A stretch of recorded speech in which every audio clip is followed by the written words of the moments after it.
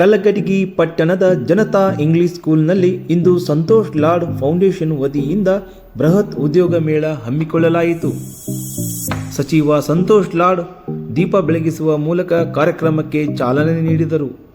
ಈ ಒಂದು ಉದ್ಯೋಗ ಮೇಳಕ್ಕೆ ಸುಮಾರು 50ಕ್ಕೂ ಹೆಚ್ಚು ಕಂಪನಿಗಳು ಆಗಮಿಸಿದ್ದು ವಿಶೇಷವಾಗಿತ್ತು. ಇನ್ನೊಂದು ವಿಶೇಷವೆಂದರೆ ಈ ಉದ್ಯೋಗ ಮೇಳದಲ್ಲಿ ಸಂತೋಷ್ ಲಾಡ್ ರವರು ಅಂಗವಿಕಲರಿಗೂ ಅವಕಾಶ ನೀಡಿದರು. ಈ ಬೃಹತ್ ಉದ್ಯೋಗ ಮೇಳಕ್ಕೆ ಬೇರೆ ಬೇರೆ ಊರುಗಳಿಂದ ಸಾವಿರಾರು ವಿದ್ಯಾರ್ಥಿಗಳು ಆಗಮಿಸಿ ಈ ಒಂದು ಅವಕಾಶವನ್ನು ಸದುಪಯೋಗಪಡಿಸಿಕೊಂಡರು.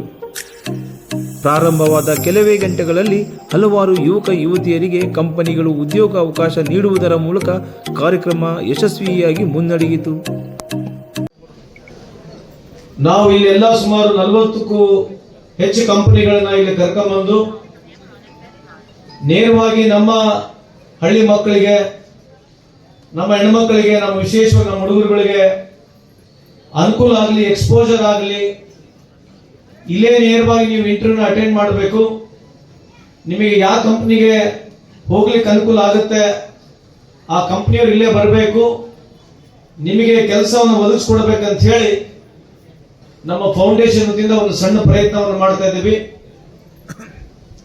ಬಹಳಷ್ಟು ಯುವಜನತೆ ಸ್ನೇಹಿತರಲ್ಲಿ ನಾನು ಹೇಳ್ತಕ್ಕಂಥದ್ದಿಷ್ಟೇ, ನೀವು ಒಂದು ಕಂಫರ್ಟಬಲ್ ಝೋನ್ ಇರ್ತೀರ, ಅಂದ್ರೆ ಒಂದು ಕಂಫರ್ಟ್ ಝೋನ್ ಅಂತ ಹೇಳ್ತೀವಿ. ಆ ಕಂಫರ್ಟ್ ಝೋನ್ ಇಂದ ಹೊರಗೆ ಹೋಗ್ತಕ್ಕಂಥ ಒಂದು ಪ್ರಯತ್ನವನ್ನು ತಾವು ಮಾಡಬೇಕು.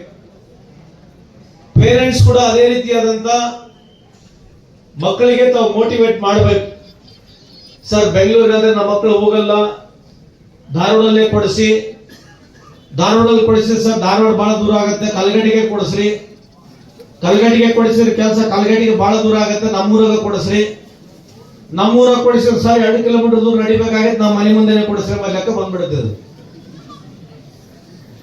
ನಾವು ಎಷ್ಟೋ ಸರಿ ನಮ್ದು ಸಂಡೂರು ತಾಲೂಕಿನಲ್ಲಿ ಜಿಂದಾಲ್ ಫ್ಯಾಕ್ಟರಿ ಇದೆ. ಆ ಜಿಂದಾಲ್ ಫ್ಯಾಕ್ಟರಿ ಅಕ್ಕಪಕ್ಕ ಎಲ್ಲ ಹಳ್ಳಿಗಳು ಹುಡುಗರು ವಿದ್ಯಾವಂತರಿದ್ದಾರೆ, ಓದ್ ಕಲ್ತಾರೆ, ಡಿಗ್ರಿ ಮಾಡಿದ್ದಾರೆ, ಡಬಲ್ ಡಿಗ್ರಿ ಮಾಡಿದ್ದಾರೆ, ಗ್ರಾಜುಯೇಷನ್ ಮಾಡಿದ್ದಾರೆ, ಎಲ್ಲಾ ತರದ್ದು ಹೈ ಎಜುಕೇಟೆಡ್ ಹುಡುಗರು ಇದ್ದಾರೆ. ನಮಗೆ ಅಲ್ಲಿರ್ತಕ್ಕಂಥ ಪೇರೆಂಟ್ಸ್ಗಳು ಬಂದು ಏನ್ ಹೇಳ್ತಾರೆ ಅಂತಂದ್ರೆ, ಸರ್ ಎಷ್ಟೇ ಕಷ್ಟ ಆಗಲಿ ಸರ್, ಈ ಜಿಂದಾಲ್ನಲ್ಲೇ ಕೆಲಸ ಕೊಡಿ ಅಂತ ಹೇಳ್ತಾರೆ.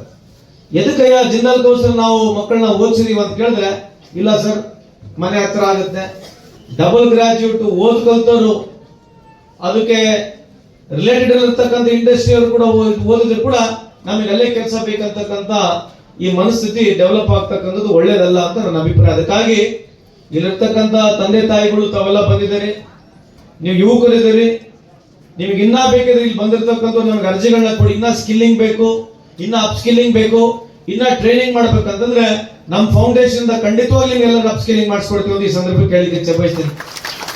ಅದಕ್ಕೆ ನೀವು ಹೆಚ್ಚಿನ ಆಸಕ್ತಿ ತಗೋಬೇಕು.